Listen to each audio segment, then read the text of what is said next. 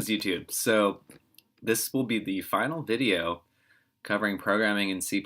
So congratulations if you made it this far. The next assignment we have ahead of us is called Shape Node Poly.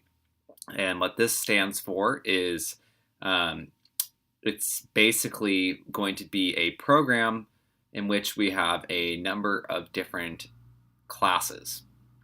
And we are going to explore the idea of object inheritance.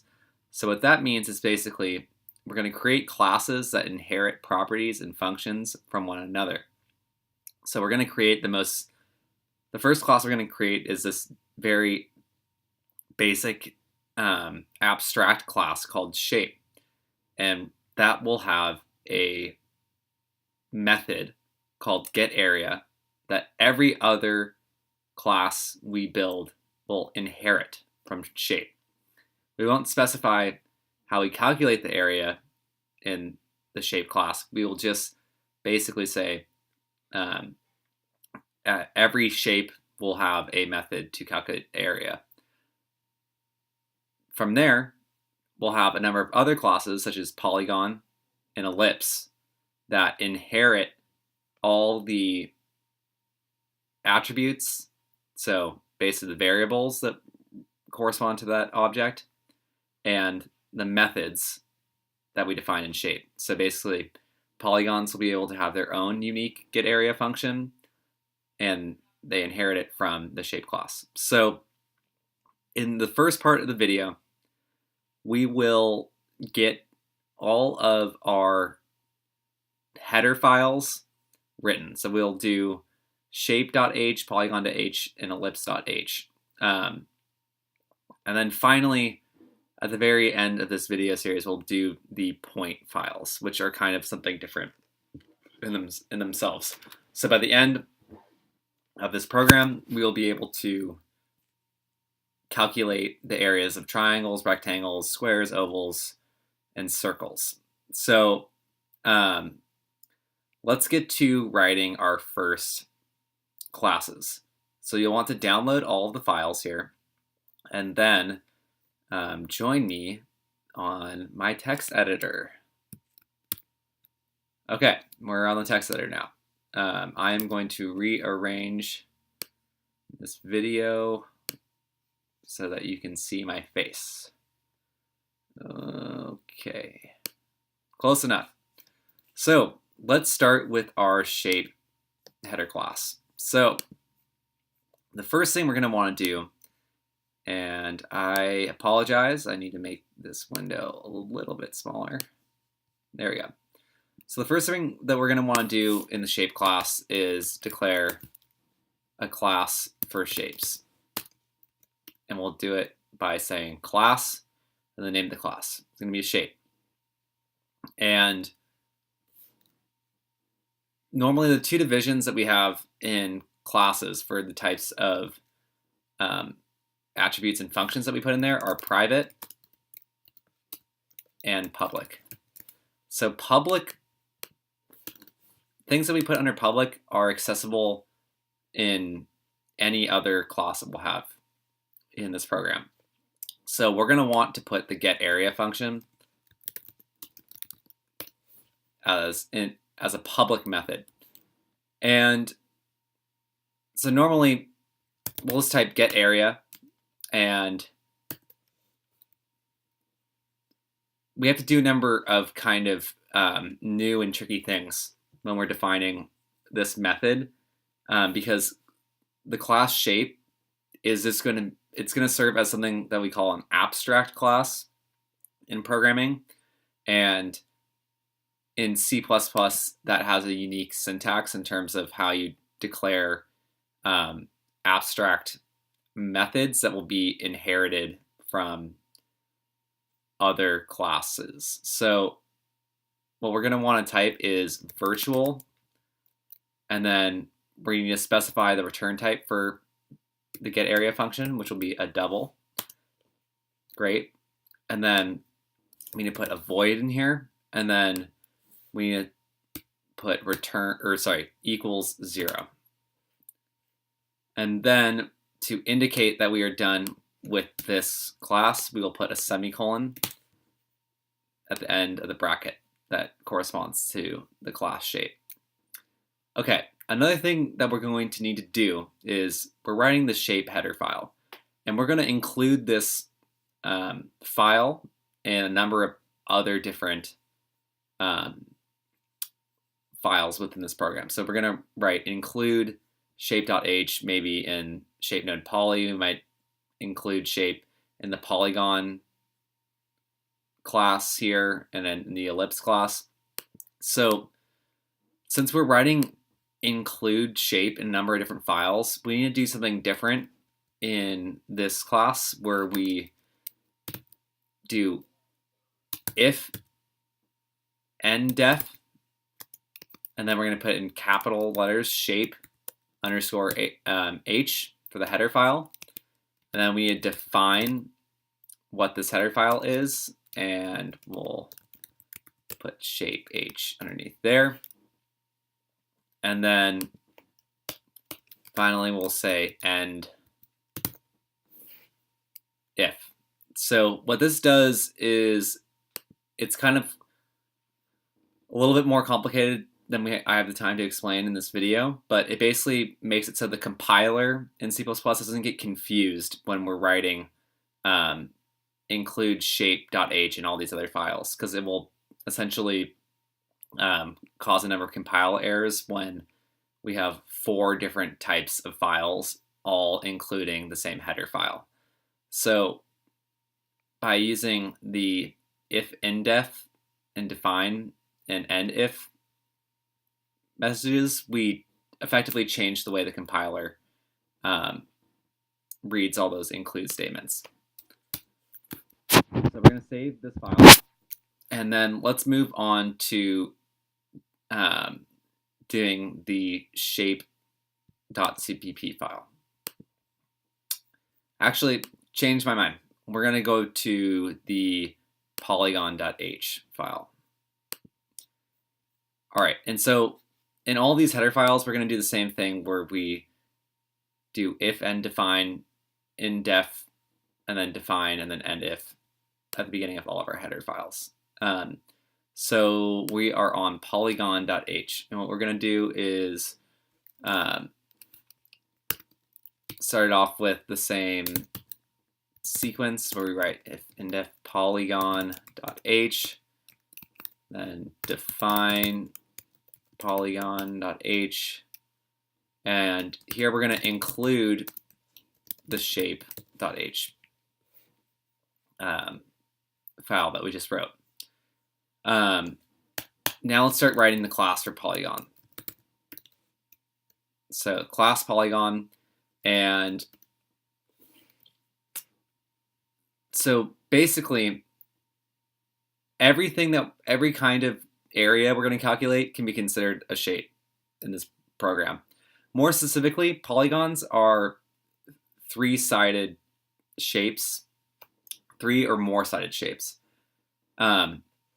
And this is the first example we're going to use where we are going to have a class that's going to inherit from another class. So Polygon will inherit from shape. So the way that we can specify that this class Polygon will inherit the methods from shape will be to use class Polygon colon, and then we're going to say public shape. So it will have access to everything that we defined here, namely the getArea function. Okay, and here we are going to specify both protected, so not private, protected and public methods. So in the protected section, we are going to include a number of sides that the polygon will have. For right now, we'll say that polygons are going to have 4 sides. So we're going to say double, side 1, side 2, side 3, side 4. And then we need to make a constructor that builds the Polygon objects. So we'll do that by saying Polygon with a capital P, and then it will take in all of these parameters, double S1, and we also need to do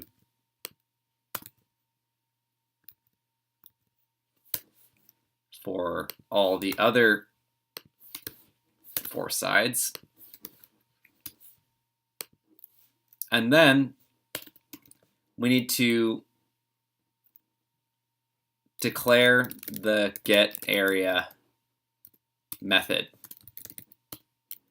And so we are essentially going to overwrite the method that we wrote in the shape header file. So we'll do that eventually later in polygon.cpp, but right now we'll just declare the getArea method. So it will the getArea method will return a double, and we'll say getArea. Great.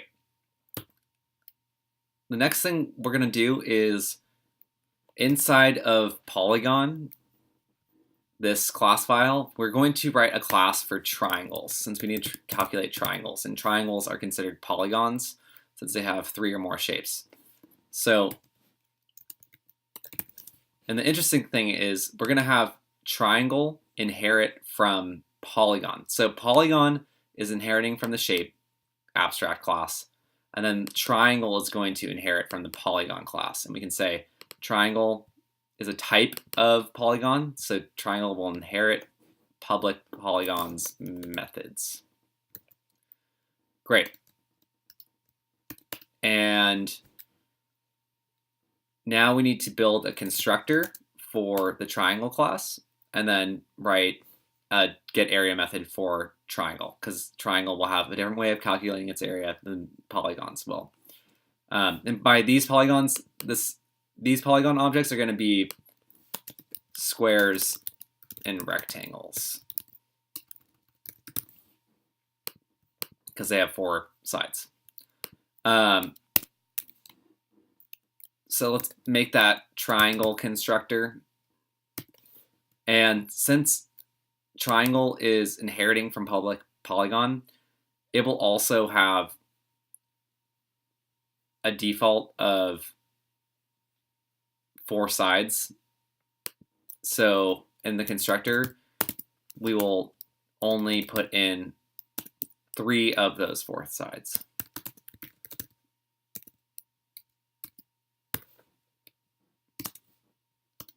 All right, and then it will also have its own getArea method that we'll declare.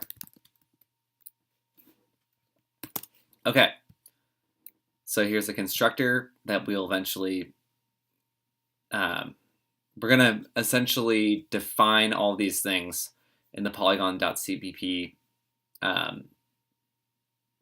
file, but we'll do that in another video. The purpose of this video is just setting up all the classes so we know what kind of like roadmap to go on in terms of what functions we're going to need to write. Okay, and then finally we need to end this definition right here by saying end if. We can save this file. Okay. The next thing we're going to do in this video is we're going to do the ellipse class. So we did the shape class, and we did the polygon class, and lastly we're going to do the ellipse class. So we're going to start off this class the same way we did with the other ones, where we do if and def ellipse underscore h for the header file, and then we're going to define this header file, ellipse h, and then we're going to include the abstract class that we defined at the very beginning, because everything's going to be based on this shape. Everything's going to have its own getArea method. And then we're going to start writing the class. So class ellipse, and it inherits from shape, and it will have protected and public methods. So each ellipse will have a unique minor and major radius, and we can specify this by writing two different kinds of radiuses. So we'll say R1, R2, and then we need to declare the constructor, which would be capital ellipse, and then it takes in two radii, so double R1, double R2, and these should actually be doubles. And then finally, we need to declare the get area method for ellipses.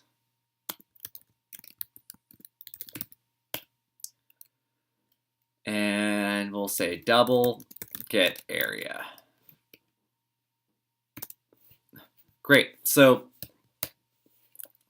similar to the Polygon class, where we defined a polygon class that's based on shape, and then we basically said, okay, triangles are types of polygons, so we're going to define a class for triangle down here that inherits from polygon.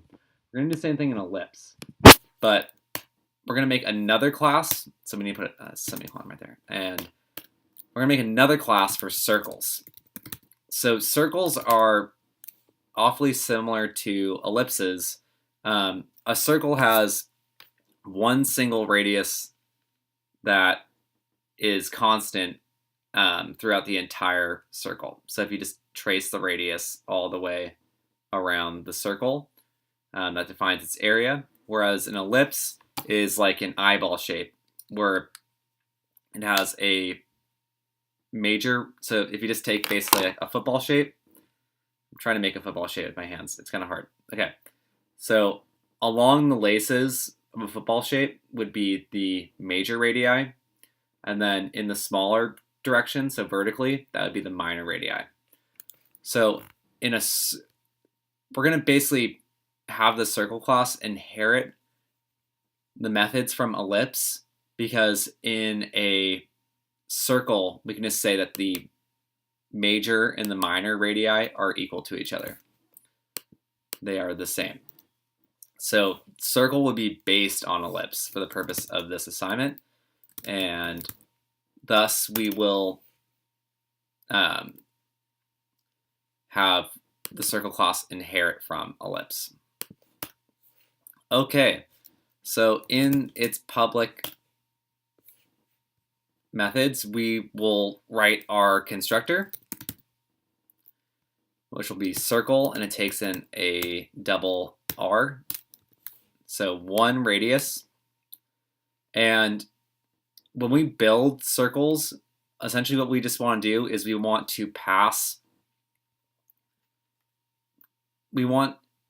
in this constructor to basically just send this R as an ellipse, but passing in this R for the major and minor radii. So the way we can do that is by specifying we want to build it using the ellipse constructor with R as the two arguments. And then we can just leave an open and close curly right here, and then we can end the circle class, and then we're going to end the entire definition for this ellipse header file by saying end if. Sorry, no semicolon at the end. Okay, so we wrote the classes for shape H, polygon H, and ellipse H. In the next video, we will go over how we are going to define the get area methods for the polygon .cpp file and the ellipse.cpp file. Also in the next video, we will go over what we need to put in our main function in shape node poly underscore test. And in the third and final video, we'll go over the point class, which is kind of an entirely different task on its own. So stay tuned, and I'll see y'all later.